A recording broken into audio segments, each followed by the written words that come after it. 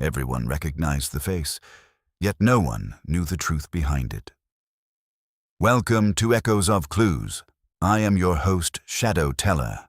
Drop a comment with where you're watching from. I truly appreciate it. Let's begin. By 3:30 on the second Thursday in July, the lawn behind the vicarage at Little Bishop had begun to look exactly as a village fete ought to look, and not at all as such affairs generally did by the end of them. The striped marquee still stood square and dignified. The cakes on the trestle tables had not yet sunk or gone lopsided in the heat. The bowls of roses, sweet peas, and delphiniums remained fresh enough to suggest that England, if not exactly a paradise, was at least a country still on speaking terms with heaven. The band from Much Benham had reached the sentimental part of its program and was doing it with such sincerity that several ladies of a certain age felt the music touched old memories, though in point of fact it mostly reminded them of railway refreshment rooms and difficult hats before the war. Children, released from supervision for the purpose of enjoyment, ran in unpredictable streams across the grass. Dogs, who had not been invited but had naturally come, wandered in and out of the legs of subscribers and local worthies with impartial benevolence. It was the sort of afternoon which, when later recounted, people would describe as perfectly ordinary. They always did. Miss Jane Marple, seated in a cane chair near the white-painted tea table, looked exactly like what she was supposed by strangers to be.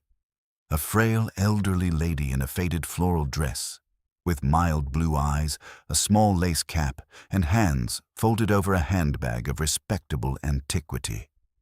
Nothing about her suggested danger, except perhaps to those who had ever made the mistake of telling lies in her presence. She had been invited by her niece, Mrs. Raymond West, who was staying for a few days with friends in the village and had insisted that the fete would amuse her aunt very much. Miss Marple had agreed, as she usually agreed to such invitations, in a tone of gentle reluctance which concealed a highly alert interest in human congregations of every sort. Villages, she often thought, were like puddings. One must not be deceived by a smooth exterior. Near her, Mrs. Price Ridley, the vicar's wife, moved about with the strained brightness of a woman who had spent 6 weeks organizing an event everyone else would later criticize in detail. She was a narrow, energetic woman, not unkind, but made somewhat angular by duty.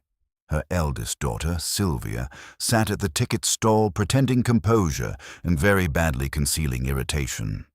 A girl of 23 with a candid face and excellent posture, Sylvia had all the signs of good upbringing and none of the rewards.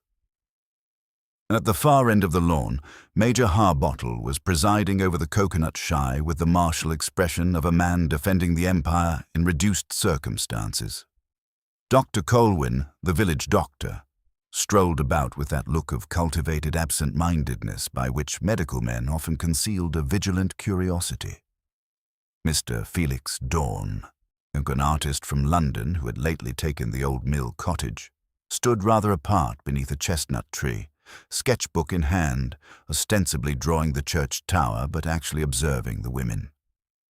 Mrs. Lavinia Trent, who owned the largest house in the district and considered it a moral duty to let everyone know it, wore a hat adorned with cherries so glossy that small children stared at her in suspicion.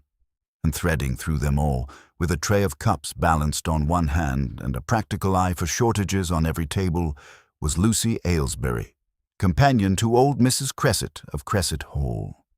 She was efficient, pleasant, and so thoroughly competent that people took her for granted in the way that only the truly indispensable are taken for granted. "It is always so pleasant," said Mrs. Bantry, who had come over from St. Mary Mead and was installed beside Miss Marple with a slice of seed cake, "to see people being charitable in public. It makes them so much easier to place. Lavinia Trent, for instance, only gives raffle prizes if they are engraved." Miss Marple smiled. "My dear, that is quite true of a great many people. One finds generosity is often merely vanity with a basket."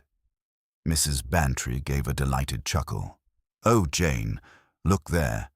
Sylvia is quarrelling with that young man from the chemist's. They have been in love for months, and one can tell by the way they look as though they disapproved of one another. Miss Marple followed her glance. Sylvia Price Ridley had indeed bent toward a fair young man in shirt sleeves who was helping with the weighing machine. Their expressions were perfectly correct, and their eyes entirely wrong. The young man, Peter Vale, was speaking in a quick undertone. Sylvia answered without looking at him. "Trouble," murmured Miss Marple. "Love? Often the same thing at that age." The band struck up something cheerier. There was applause at the conclusion of a minor speech by the Member of Parliament's wife. A little procession began toward the flower tent, where prizes were to be announced. Village life, always happiest when publicly arranged into categories, was moving toward one of its formal moments. And then the motor car came. Later, opinions differed sharply as to whether the car had driven too fast up the lane, whether it had arrived dramatically or merely noisily, whether it was black or dark blue, and whether anyone could have foreseen from the very first that something was wrong. But all agreed that it was unfamiliar, and in a village like Little Bishop that was almost equivalent to being improper. Heads turned as it stopped by the gate. A man got out. He was not young, though not old either. Somewhere in the uncertain territory between 45 and 55, where care, dissipation, and good tailoring wage private war upon the face. He was tall, neatly dressed in a light summer suit that had once been expensive and was still well brushed, and he carried himself with the automatic confidence of someone long accustomed to entering rooms where other people were prepared to be impressed. Yet what struck everyone, in that first instant, was not his dress or his bearing. It was the extraordinary sensation that they knew him. Mrs. Bantry drew in her breath. "Well," Miss Marple said nothing. All over the lawn, conversation stumbled and broke off. Mrs. Price Ridley, with the quick instinct of a hostess toward anomaly, stepped forward with a polite smile already forming. Major Harbottle stopped with a coconut in one hand. Sylvia looked up sharply. Lucy Aylesbury, halfway across the grass, came to a dead halt. The man closed the car door and stood very still, as if listening to something only he could hear. It was one of those curious faces which seem, at first glance, to belong to everybody one has ever met. There was nothing theatrical about it. On the contrary, it was disappointingly ordinary.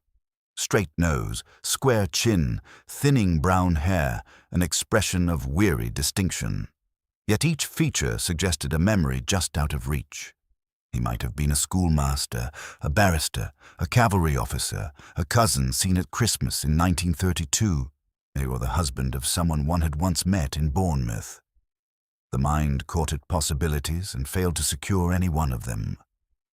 "He looks exactly like—" began Mrs. Bantry. "Yes," said Miss Marple softly, "but not quite." The stranger passed through the gate. Mrs. Price Ridley met him first. "Good afternoon," she said. "Were you looking for someone?" He turned to her, and for a moment his composure seemed to slip. His eyes moved rapidly over the lawn, the tent, the faces, the tea tables, as though searching not for a person, but for recognition itself. Then he smiled. It was an agreeable smile, practiced and civil. "I'm very sorry," he said. "I fear I may have made a mistake." His voice deepened the uneasiness. Several people were instantly sure they had heard it before. Mrs. Trent put a hand to her throat. Who is he?" she whispered to Dr. Colwyn, though Dr. Colwyn was no better informed than she. The stranger took another step forward. His gaze fell on Lucy Aylesbury. Something changed in his face then, something swift, unmistakable, and alarming. Not affection, not surprise, but recognition sharpened by dread. Lucy had gone very white. The tray in her hands tilted. One cup slid, struck another, and fell to the grass with a crack that sounded absurdly loud. "Lucy?" said Sylvia. At that same moment the stranger spoke. He said only one word. "Finally." He did not say it loudly. He scarcely said it to anyone at all. Yet Miss Marple, whose hearing in such matters was exceptionally good, caught it distinctly. Lucy took one involuntary step backward. The stranger put up a hand to his chest. For a second or two, nobody moved, so the entire fete seemed to hesitate, like a clock that had missed a beat. Then the man swayed, gave a small breathless gasp, and crumpled heavily onto the vicarage lawn among the croquet hoops. It is astonishing how quickly a pleasant afternoon can divide itself into before and after. Children began crying because adults had suddenly become frightening. Mrs. Price Ridley exclaimed, "Doctor!" in a voice that was already half a scream. Major Harbottle strode forward as though collapse on church property were a military offense. Someone said, "Stand back," though no one yet had advanced. The band, uncertain whether catastrophe suspended music or required it, stopped in the middle of a bar.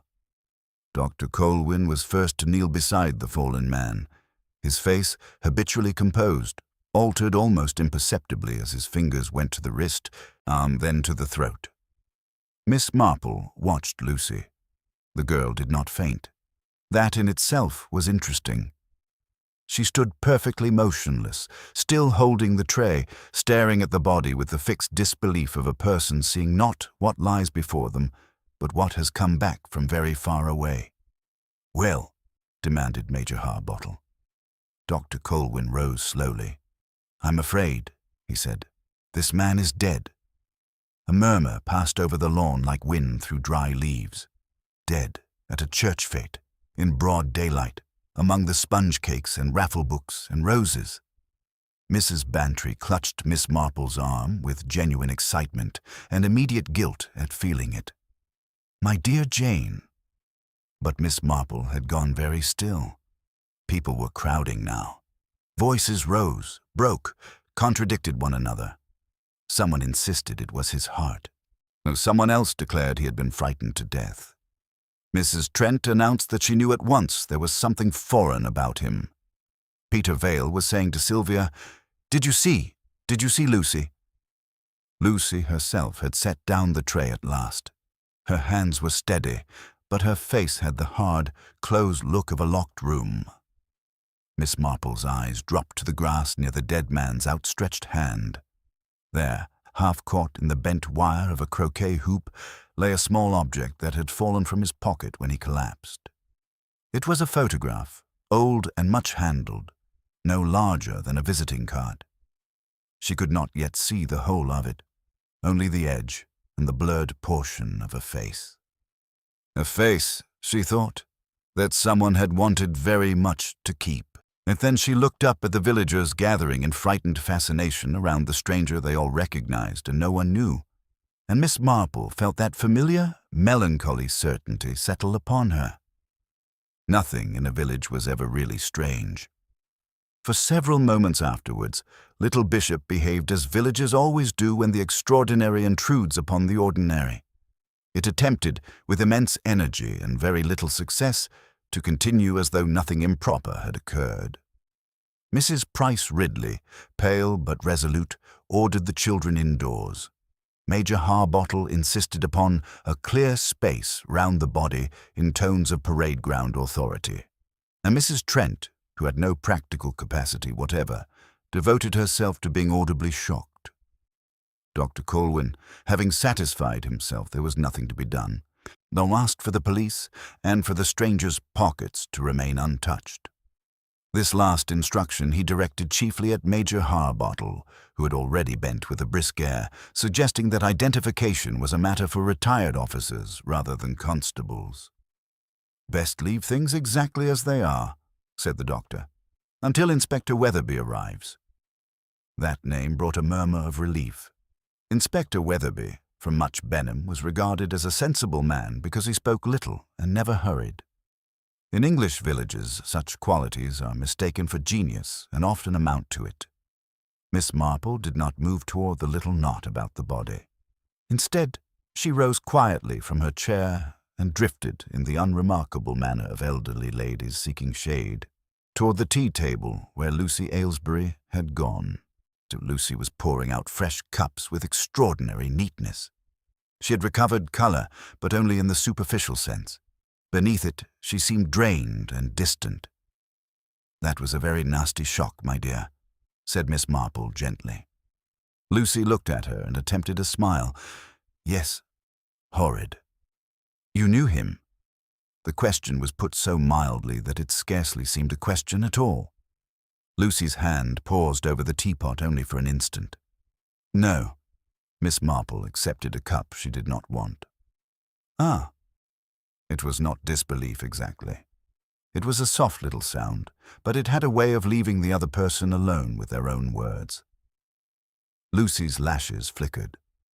"I mean," she said with a slight effort, "I've never met him. Not really." Miss Marple stirred sugar into empty tea. "But you had seen him before?" Across the lawn, Peter Vale was speaking rapidly to Sylvia Price Ridley, who answered him in low, urgent tones. Near the marquee, Mrs. Bantry had already gathered 2 other women and was plainly reconstructing the event with improvements. The dead man lay under a hastily fetched rug from the vicarage, and the sight of shoes protruding from beneath it lent an intimacy more dreadful than the uncovered face had done. Lucy said, "I may have mistaken him for someone else." "That happens," said Miss Marple, "particularly with faces that are made up of little pieces of many other faces. It is sometimes very deliberate." Lucy looked sharply at her then, but before she could reply, Mrs. Price Ridley came hurrying up. "Lucy, would you mind seeing to Mother Cresset? Look, she has taken the most absurd line that the poor man was one of the Baxters from Dorking, and she is becoming agitated because they owed her money in 1928. Lucy seized the excuse almost with gratitude and moved away at once. Mrs. Price Ridley pressed her fingers to her temples. What a nightmare, and on top of the floral competition. I suppose the whole thing must be abandoned now. "Yes," said Miss Marple, "I think the chrysanthemums must wait." Mrs. Price Ridley gave a short, almost hysterical laugh. "Do you know, I believe half the people here are less upset that a man is dead than they are curious to know who he was." "My dear," said Miss Marple, "that is because death is universal, but identity is personal." The police car arrived just before 4. Inspector Weatherby got out, broad-shouldered, sunburnt, and composed. He was accompanied by a younger constable with a notebook and an expression of solemn importance. The inspector listened to Dr. Colwyn, glanced once round the lawn, and then, with that admirable economy of movement which belongs to good policemen and first-rate butlers, began separating what had happened from what was being said. Questions, of course, sprang up at once, and theories with them. "It was his heart," declared Mrs. Trent. "One could see that sort of thing immediately."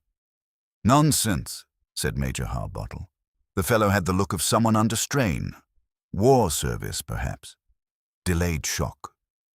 Peter Vale, eager and pale, said to anyone who would hear him, "He came here for Lucy. He looked straight at her. Everyone saw it." Sylvia turned on him.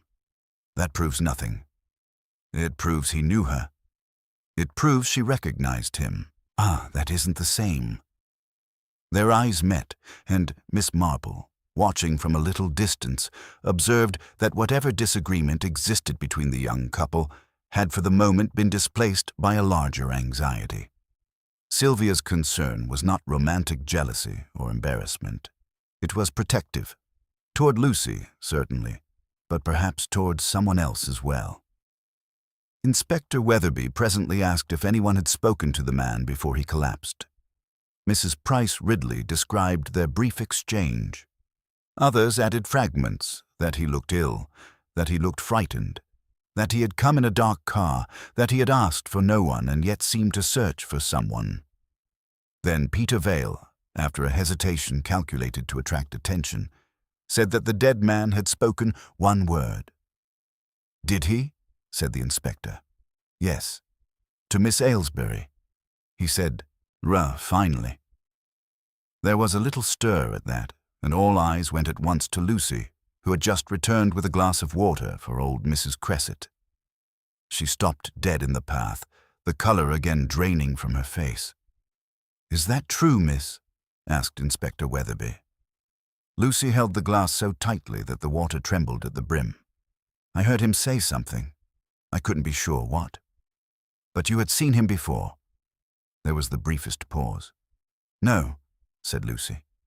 Miss Marple, standing under the striped edge of the marquee, let her glance travel from Lucy to Sylvia, from Sylvia to Peter, and then to the rug-covered figure on the grass. The first false shape of the story was already forming itself in everyone's mind. A strange man arrives, a young woman turns white, a word passes between them, and he dies at her feet. It was neat, immediate, and almost certainly wrong. What troubled Miss Marple was something much smaller. It was the photograph still lying by the croquet hoop, unnoticed in the confusion by everyone except herself, and, she suspected, by one other person who had very carefully not looked at it once. Inspector Weatherby, having taken the first statements with patient thoroughness, turned his attention to the immediate surroundings. His eye moved methodically from the rug-covered body to the scattered impressions on the grass, the fallen cup near the path, and finally to the croquet hoop. "Nothing to be touched," he reminded the constable quietly. The younger man nodded with excessive gravity and took out his notebook again, though there was nothing at that moment to write down. Miss Marple watched as the inspector stooped slightly, not yet to examine, but to observe. It was a habit she approved of. Too many people, she often thought, began by interfering and only afterward attempted to understand. Lucy had set down the glass of water at last. Old Mrs. Cresset was muttering indignantly about debts and impostors, but no one paid her much attention. Sylvia had come to stand beside Lucy now, not touching her, but close enough to suggest a silent alliance. Peter Vale lingered a few steps away, plainly torn between curiosity and something more personal. "You're quite sure you're all right?" Sylvia murmured. "Yes," said Lucy. "Quite." It was said too quickly and with too much firmness. Inspector Weatherby straightened and approached them. "Miss Aylesbury, I should like to ask you a few more questions, if you don't mind." Lucy inclined her head. "You say you've never met the deceased?" "That is correct." "And yet he spoke to you." "I cannot be certain he addressed me. There were many people about." "He looked at you," put in Peter abruptly. The inspector's gaze shifted, not sharply, but with a weight that made Peter flush. "You saw that clearly?" "Yes. Anyone could have." "Anyone," said Sylvia quietly, "might also have imagined it." Peter opened his mouth, then shut it again. Inspector Weatherby returned to Lucy. "Did the face seem familiar to you?" Lucy hesitated. "It seemed like someone one ought to remember." Miss Marple gave a faint, approving nod to herself. "Yes," said the inspector. "That appears to be the general impression." He let the matter rest for the moment, which was another point in his favor. At that instant, Dr. Colwyn, who had been standing slightly apart, spoke. "There is something else, Inspector." Weatherby turned. "The manner of death," the doctor continued. "It was very sudden. There is no sign of external injury, no evidence of a struggle. It may be cardiac failure, but I cannot be certain without examination. And—" he hesitated. "Yes, the expression." Several people leaned in, though they would have denied doing so. "What about it?" said Major Harbottle. Dr. Colwyn glanced toward the covered face. It was not the expression of a man who simply collapses. There was alarm, acute alarm. A small silence followed that. "Frightened?" asked Mrs. Trent. "Yes." Inspector Weatherby nodded slowly. "Thank you, Doctor." He turned again toward the body, and this time he bent decisively. The constable moved closer, eager. With careful hands, the inspector lifted one corner of the rug just enough to look. Those nearest could not help but glance as well. Miss Marple did not move, but she observed the reactions. Mrs. Price Ridley looked away at once. Major Harbottle stared with a soldier's steadiness. Sylvia's lips pressed together. Lucy did not look at all. Peter did. The inspector lowered the rug again and rose. "We shall need identification," he said, "and the contents of his pockets will have to be examined." He gestured to the constable, who knelt and began, under instruction, to remove items one by one: a wallet, a watch, a handkerchief, a small key, and some folded papers. Each was noted carefully. "No letters?" said the inspector. "Not as such, sir." "Anything with a name?" The constable opened the wallet. "There's money, sir, and, yes, a card." He read it aloud. "Mr. Edward Lansing." No address. A murmur ran through the group. "Edward Lansing," repeated Mrs. Trent. "I don't know any Lansing." "No," said Major Harbottle. "Nor I." Miss Marple's gaze drifted, quite naturally, toward Lucy. There was the faintest tightening at the corner of her mouth. Inspector Weatherby took the card, glanced at it, and slipped it back. "Very well. We shall proceed." He broke off. The constable had reached toward the croquet hoop. "Sir," he said, "there's something here." Miss Marple's eyes sharpened. At last. The constable drew out the small photograph. It had been bent slightly, but was otherwise intact. He handed it to the inspector. Weatherby studied it in silence. "Huh," he said softly. "What is it?" demanded Mrs. Trent. The inspector did not answer at once. Instead, he turned the photograph so that the others might see. It was an old picture, faded at the edges. A group of 3 people stood before what looked like a seaside railing. 2 were women, the third, a man. The man was unmistakably the dead stranger. One of the women was younger, smiling and unknown. The other, there was a collective intake of breath. Lucy Aylesbury stood perfectly still, her face drained of all expression. For the second woman in the photograph was Lucy herself. For a moment, no one spoke. It was not merely surprise that held them silent, but something more delicate and disquieting, the sudden rearrangement of certainty. What had been vague became definite. What had been merely suggestive hardened into something almost accusatory. Inspector Weatherby did not look at Lucy at once. He continued to study the photograph, turning it slightly in the light, as though verifying some private impression. Then, quite deliberately, he raised his eyes. "Miss Aylesbury," he said. Lucy did not move. Only after a second or two did she seem to remember herself and step forward. "Yes?" Her voice was steady, but very quiet. "I think you had better look at this." He held out the photograph. Lucy took it. Miss Marple, watching closely, noted the manner of it. Not snatched, not refused, taken as one accepts something inevitable. Lucy's fingers did not tremble, but her grip was firm, almost rigid. She looked down. The change, when it came, was not dramatic. No exclamation, no visible start, only a slow tightening of the mouth and a shadow passing across the eyes. "Yes," she said. There was a stir among the onlookers. "You recognize it?" asked the inspector. "Yes." "And the man?" Lucy raised her head. "I told you I had not met him," she said. Inspector Weatherby's expression did not alter. This photograph would suggest otherwise. "It suggests," Lucy replied with a faint effort, "that I was once in the same place as him. That is not the same thing." A murmur of disagreement rose at once, quickly suppressed. "And the other lady?" asked the inspector. Lucy glanced down again, more briefly this time. "I don't know who she is." Miss Marple, who had been expecting that answer, observed Sylvia at that moment. The girl's eyes flicked not to Lucy, but to Peter Vale.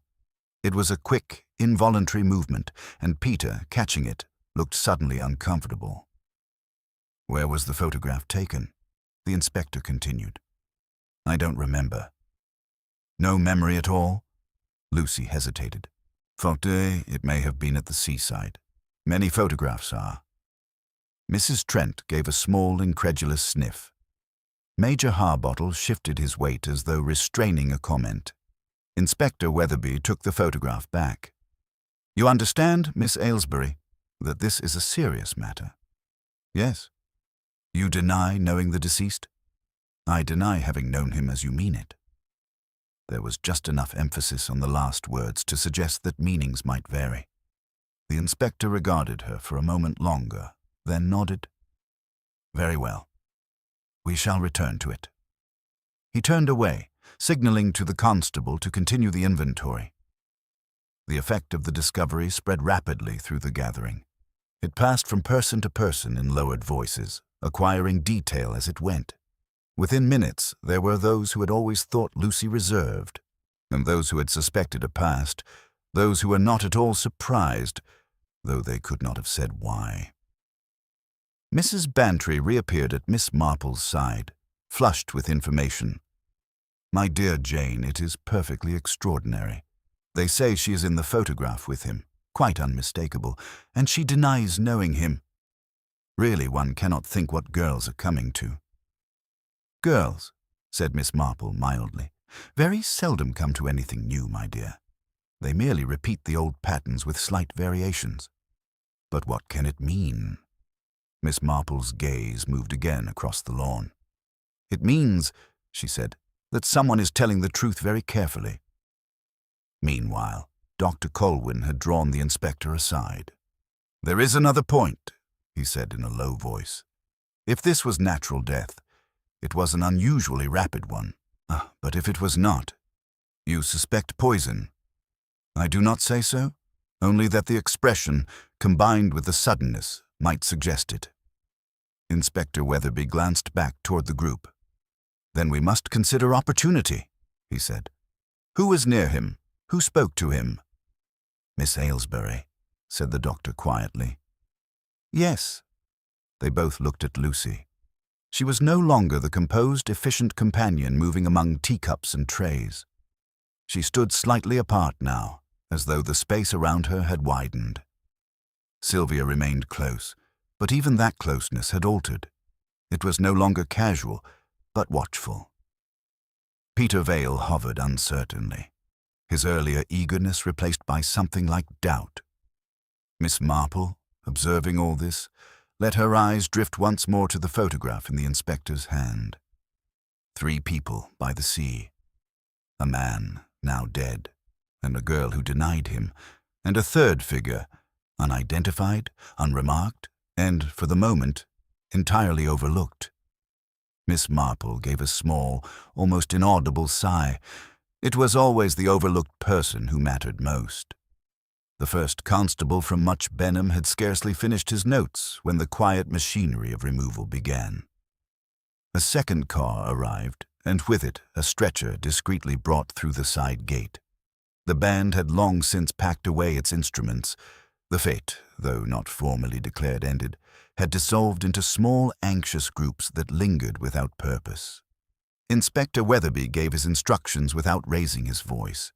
The body was to be taken for examination. The name, Edward Lansing, would be checked. Inquiries would be made regarding the motor car, and most importantly, statements would be taken again, done properly and in order. Miss Aylesbury, he said at last, I shall need to speak with you privately. Lucy inclined her head. Of course. Sylvia stepped forward at once. I should like to be present. The inspector considered her briefly. You may, if Miss Aylesbury agrees. Lucy hesitated, then said quietly, Yes, I should prefer it. They moved a little apart toward the shade of the vicarage wall. The constable followed, notebook ready. Miss Marple did not join them. She had found a seat again, though she did not sit in it immediately. Instead, she stood with her hand resting lightly on the back of the chair, her gaze wandering, apparently without direction, over the lawn. In reality, she was observing very closely. Peter Vale had retreated a few paces and now stood with his hands in his pockets, staring at the ground. His expression was troubled, but not, she thought, with grief or shock alone. There was calculation there, and uncertainty. Mrs. Trent had attached herself to Dr. Colwyn and was speaking in urgent undertones, clearly hoping to extract some authoritative explanation which she might later repeat. Major Harbottle was recounting, for the third time, the exact manner in which the man had fallen, improving the description with each telling, and Felix Dorn, under the chestnut tree, had closed his sketchbook. That, Miss Marple thought, was interesting. He was not looking at the group by the vicarage wall. He was not looking at the body being carried away. He was looking instead at the croquet hoops, specifically at the place where the photograph had been found. Only for a moment. Then he turned away. Miss Marple sat down, and under the vicarage wall, Inspector Weatherby began again. "Miss Aylesbury, I am going to ask you once more. Did you know the man calling himself Edward Lansing?" Lucy's hands were clasped together in front of her. "I have seen him before." "That is a change from your earlier statement." "Yes. When did you see him?" "A long time ago." "Where?" Lucy's eyes flickered, not toward the inspector, but toward Sylvia. "At the seaside." Inspector Weatherby's tone remained even. "Which seaside?" "I don't remember." Sylvia spoke, her voice controlled. "Lucy, if you do remember, you had better say so." "I don't," said Lucy. It was said firmly, but Miss Marple, watching from her seat, thought she detected something else beneath it. Not quite fear, but resistance. "Very well," said the inspector. "And the other woman in the photograph?" "I told you. I don't know who she is." "You were standing beside her?" "Yes." "And yet you have no recollection of her?" Lucy lifted her chin slightly. "No." The inspector made a note. "Did this man ever speak to you before today?" "No." "And today?" Lucy paused. "He said one word." "Finally?" "Yes." "What do you suppose he meant by that?" "I have no idea." There was a small silence. Inspector Weatherby closed his notebook. "For the present, that will do. But I must ask you not to leave the village." "I have no intention of doing so." He nodded, then turned to Sylvia. "And you, Miss Price Ridley, did you observe anything of particular note?" Sylvia hesitated, only that Lucy was startled. More than startled. "Frightened?" "Yes." Lucy did not look at her. "Thank you," said the inspector. They moved back toward the others, and Miss Marple rose slowly as they approached, her expression one of mild concern. "My dear," she said to Lucy, "you must be quite exhausted. These things are so trying." Lucy managed a faint smile. "Yes, a little." Miss Marple patted her hand gently. "Do sit down for a moment. One always thinks more clearly when one is comfortable." Lucy sat. Miss Marple resumed her own chair beside her. For a minute or two, neither spoke. Then Miss Marple said in the same mild tone, "It is curious, is it not, how photographs remember what people prefer to forget?" Lucy's head turned sharply. Miss Marple met her gaze with quiet kindness. "And how," she added softly, "they sometimes include more than one person would wish." The following afternoon brought with it that deceptive calm which often settles over a place where something irrevocable has occurred. The little bishop resumed its habits. Doors opened, kettles boiled, and voices lowered instinctively when certain names were mentioned. But beneath it all ran a thin, persistent current of unease. Miss Marple sat in the drawing-room of the vicarage, her knitting resting untouched in her lap. Around her, assembled with varying degrees of expectation and discomfort, were Inspector Weatherby, Dr. Colwyn, Mrs. Price Ridley, Sylvia, Peter Vale, Felix Dorn, and Lucy Aylesbury. It had been Miss Marple's suggestion that they meet. "My dear Inspector," she had said gently that morning, "it is so often easier to understand people when they are all together. One sees the little connections, you know, like stitches in a pattern. Inspector Weatherby, who had learned not to dismiss such remarks, had agreed, though now Miss Marple looked at them all with her mild blue eyes. "It is a very curious case," she began, "though not, I think, a complicated one, only human." No one spoke. The man who called himself Edward Lansing came here with a purpose. That is clear. He was not lost. He was searching, and when he found what he was looking for, he said so. Finally. She turned her gaze to Lucy. "You had seen him before. Not well, perhaps, but enough to recognize him, and enough to be afraid." Lucy's hands tightened slightly. Miss Marple continued, "But fear alone does not explain everything. It does not explain the photograph, nor the denial, nor the curious absence of memory regarding the third person in that picture." She paused. "That third person," she said softly, "is the key to everything." A faint shift ran through the room, but Miss Marple's eyes moved not to Lucy this time, but to Felix Dorn. "You are very observant, Mr. Dorn. An artist must be.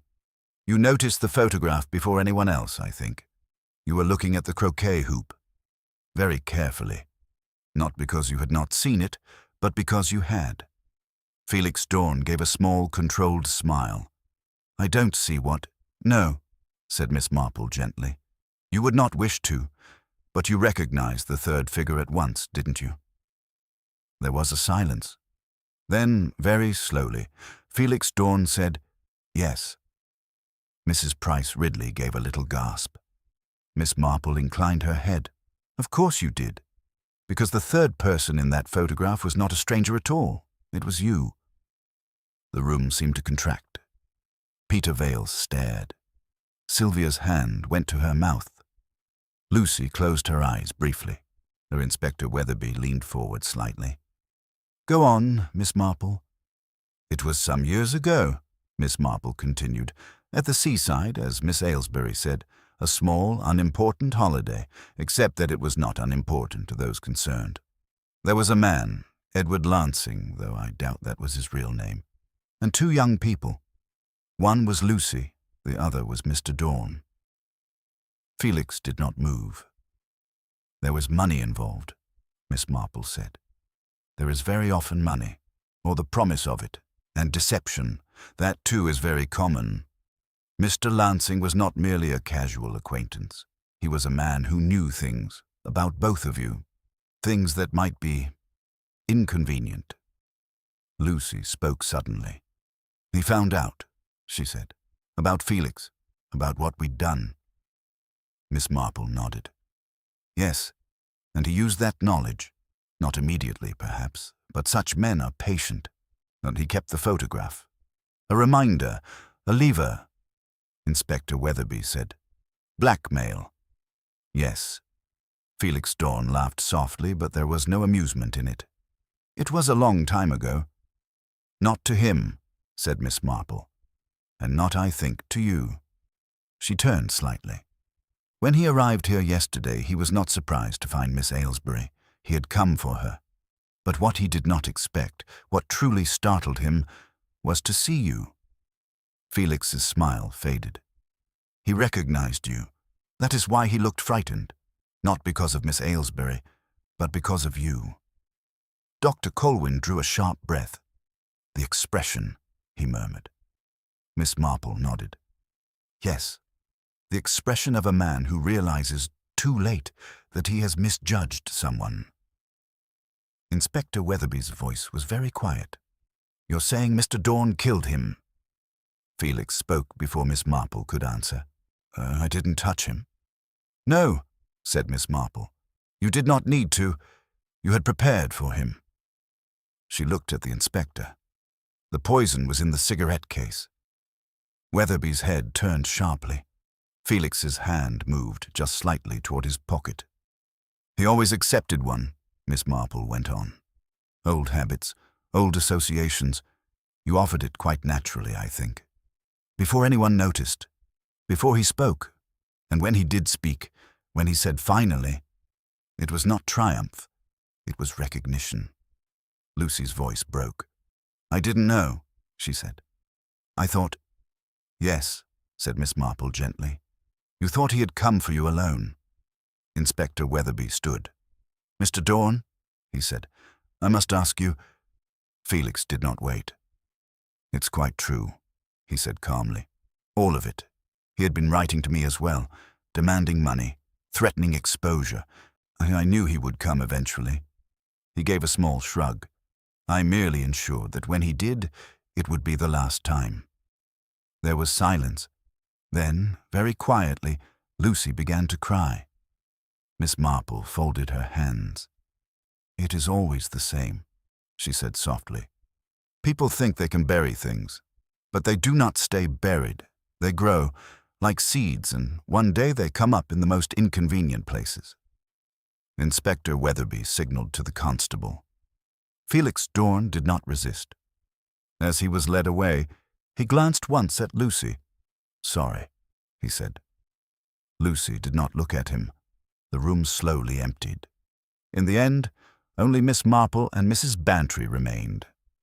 "Well," said Mrs. Bantry faintly, "I shall never look at a seaside photograph in the same way again." Miss Marple resumed her knitting. "No," she said, "one never should. They are such deceptive things. It was all smiles and sunshine, and just out of frame, something else entirely." Outside, the village moved on, as villages always do. But not, Miss Marple thought, unchanged.